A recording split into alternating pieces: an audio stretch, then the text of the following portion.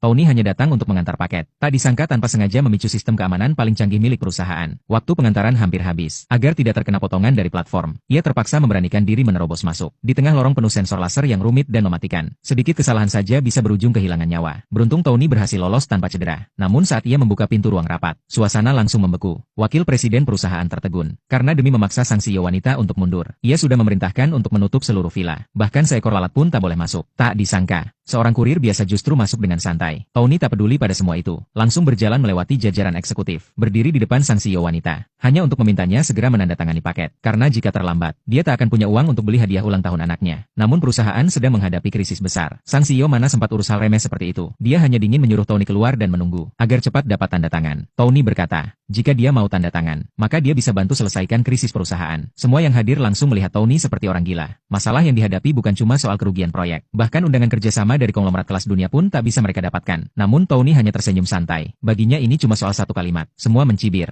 Mengira dia sedang mengigau. Sang CEO yang tak punya pilihan. Akhirnya memberinya waktu 10 detik untuk meyakinkan dirinya. Tony dengan cepat mengungkap bahwa investasi perusahaan sedang dijebak. Menyarankan agar segera menarik dana. Dan memindahkan investasi ke proyek lain. Jika bisa mendapat dukungan dari konglomerat top dunia, maka proyek itu bukan hanya bisa menyelamatkan perusahaan, tapi juga menghasilkan keuntungan tak terbayangkan. Sang CEO berpikir sejenak, lalu memutuskan untuk mencoba. Wakil presiden malah senang bukan main. Mengejek sang CEO sedang menggali kubur sendiri. Bahkan menyindir Tony. Nanti saat dia jadi direktur utama, dia akan gaji Tony 6.000 per bulan jadi satpam. CEO pun akhirnya menandatangani paket Tony. Tony berhasil menghindari denda keterlambatan. Namun tak lama kemudian, Tony mendapat telepon dari rekan kerjanya di proyek bangunan, mengabarkan bahwa gajinya ditahan. Tony langsung meluncur ke sana. Sesampainya, ia melihat semua rekannya berlutut di tanah. Saat ingin menanyakan apa yang terjadi, ia melihat istrinya turun dari mobil mewah milik anak konglomerat. Tony langsung bertanya dengan marah. Istrinya malah melepas semua kedok. Dengan dingin ia mengaku sudah muak hidup dengan pria miskin. Seorang kurir rendahan yang bahkan membuatnya jadi bahan tertawaan. Anak konglomerat itulah yang memberinya investasi 10 miliar dari konglomerat top dunia. Istrinya pun menyerahkan surat cerai yang sudah disiapkan. Tony yang sudah melihat wajah asli istrinya, tanpa ragu langsung menandatanganinya. Sambil berkata, investasi 10 miliar dari konglomerat itu tidak akan pernah bisa dia dapatkan. Istrinya menertawakannya. Tak tahu bahwa dia sebentar lagi akan menyesal seumur hidup, karena pria yang selama ini jadi kurir adalah pemimpin dari konglomerat kelas dunia. Dulu karena kecelakaan menghancurkan tiang naga sejati, Tony terpaksa menyembunyikan identitas dan hidup sebagai kurir biasa. Ia menikahi wanita itu, karena 6 tahun lalu saat tak sadar akibat meminum darah naga, ia bertemu dengannya dan memiliki seorang putri kecil yang manis. Sejak saat itu, ia selalu merasa berutang pada wanita itu. Namun kemarin, ia menemukan bahwa tiang naga sejati telah muncul kembali. Ia pun memutuskan untuk kembali ke dunia bisnis, merencanakan pesta ulang tahun mewah di Hotel Bintang 7 untuk putrinya, dan secara terbuka menyatakan jati dirinya. Ia bahkan sudah menyiapkan dana 10 miliar untuk diberikan pada istrinya sebagai kejutan. Namun tak disangka, kejutan itu justru jadi alasan sang istri mengkhianatinya. Di tempat lain, CEO wanita mendapat kabar baik dari sekretarisnya. Perusahaan tidak hanya lepas dari kerugian, tapi juga mendapat undangan kerja